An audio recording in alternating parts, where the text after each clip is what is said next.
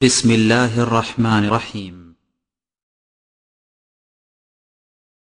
ومن أحسن قولا ممن دعا إلى الله وعمل صالحا وقال إنني من المسلمين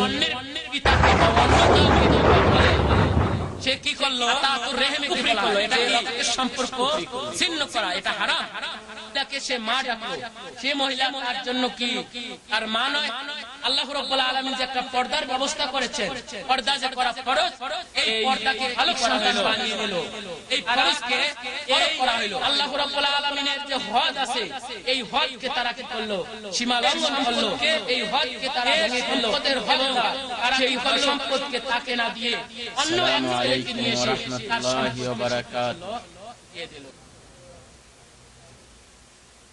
إن الحمد لله نحمده ونستعينه ونستغفره ونؤمن به ونتوكل عليه ونعوذ بالله من شرور أنفسنا ومن سيئات أعمالنا من يهده الله فلا مضل له ومن يضلل فلا هادي له وأشهد أن لا إله إلا الله وحده لا شريك له وأشهد أن محمدا عبده ورسوله أما بعد فإن خير الحديث كتاب الله وخير الهدي هدي محمد صلى الله عليه وسلم وشر الأمور محدثاتها وكل محدثة بدعة وكل بدعة ضلالة وكل ضلالة في النار.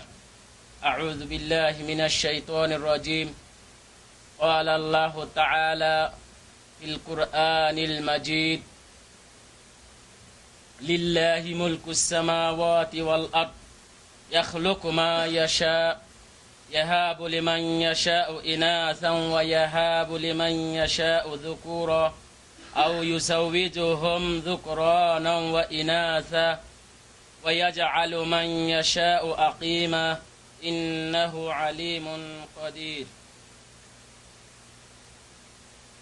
الحمد لله. সকল প্রশংসা সেই মহান রব্বুল ইজ্জত রব্বুল আলামিনের জন্য। তার হাতে রয়েছে আমাদের সৃষ্টির চাবিকাঠি।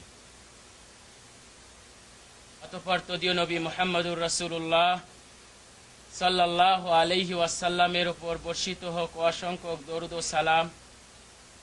তার পুরা জীবন আমাদের জন্য আদর্শ বা নমুনা।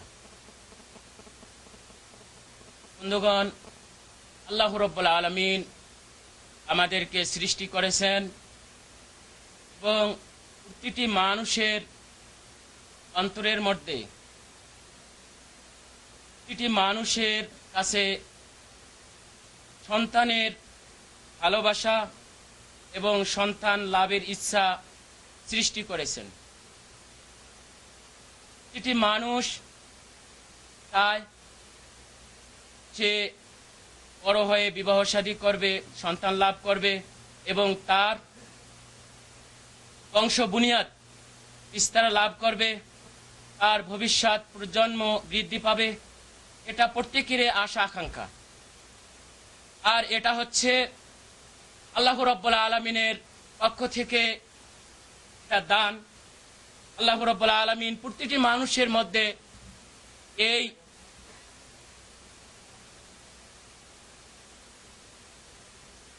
প্রতিটি মানুষের মধ্যে আল্লাহ রাব্বুল আলামিন এই ভালোবাসা সৃষ্টি করে রেখেছেন।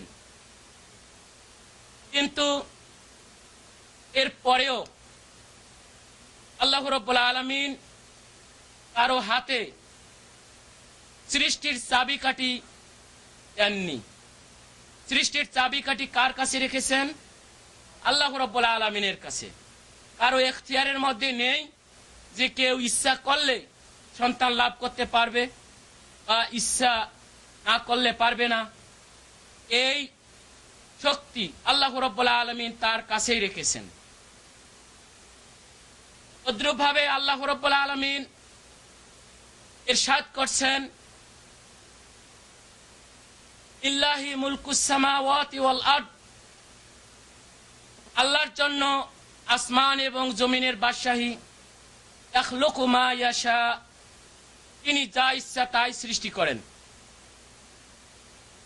ইয়াহাবু লিমান ইয়াশা ইনাসান ওয়া ইয়াহাবু লিমান ইয়াশা যুকুরা, এবং তিনি তাকে ইচ্ছা করেন মেয়ে দান করেন, তাকে ইচ্ছা করেন ছেলে দান করেন, এবং তিনি আবার তাদেরকে ছেলে এবং মেয়ে উভয় দান করেন।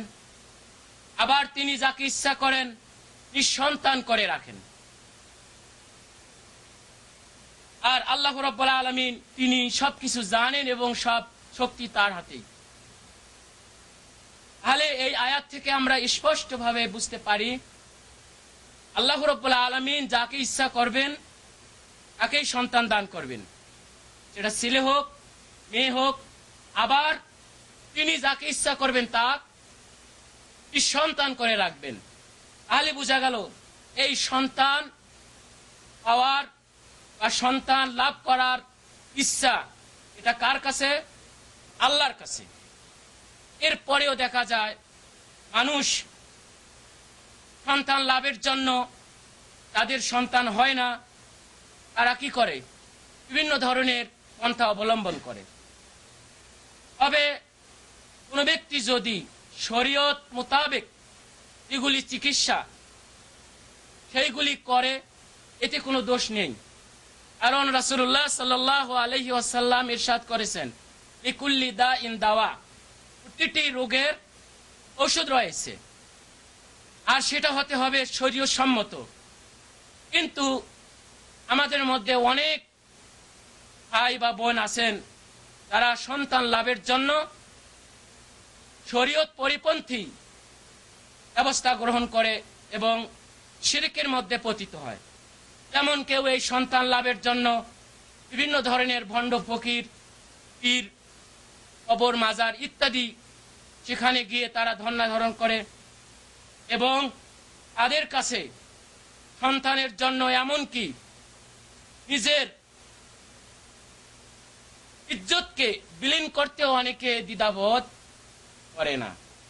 উদ্দেশ্য হচ্ছে যেভাবে হোক একটি সন্তান লাভ। কিন্তু আল্লাহ রাব্বুল আলামিন যদি কাউকে সন্তান না দেন তাহলে সে শত চেষ্টা করেও এই সন্তান লাভ করতে পারবে না।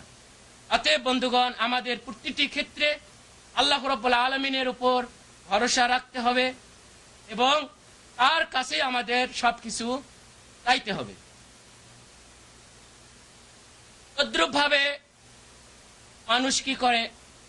এই সন্তান লাভের জন্য যখন বিভিন্ন পন্থা অবলম্বন করার পর সন্তান লাভ করতে পারে না, তখন অন্য পন্থা অবলম্বন করে। আর সেটা কি? পালক সন্তান। অন্যের একটি সন্তান নিয়ে এসে নিজে পালন করে এবং সেই সন্তানকে নিজের সন্তানের মর্যাদা দেয় এবং নিজেকে বাপ বলে, পিতা বলে এবং বাচ্চাকে তার ছেলে বলে সম্বোধন করে। এইগুলি হচ্ছে ইসলামিক কার্যকলাপ। আজকে আমি আপনাদের সামনে এই বিষয় নিয়ে ইনশাআল্লাহ আলোচনা করব। আমা তাওফীকি ইল্লা বিল্লাহ।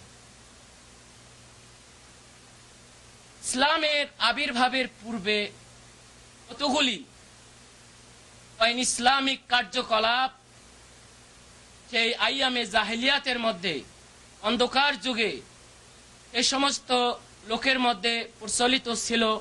কতগুলি নিয়ম এবং রসম রেওয়াজ তাদের মধ্যে প্রচলিত ছিল। সেইগুলির মধ্যে হচ্ছে একটি পালক সন্তান। যেরকম সেই সমস্ত আইয়ামে জাহেলিয়াতের যুগের মানুষের মধ্যে যেগুলি অনেক হাজারো কি ছিল ইসলামিক কার্যকলাপ তাদের মধ্যে ছিল, যাকে ইসলাম বাতিল করে ঘোষণা করেছে, তাকে ইসলাম রহিত করে দিয়েছে।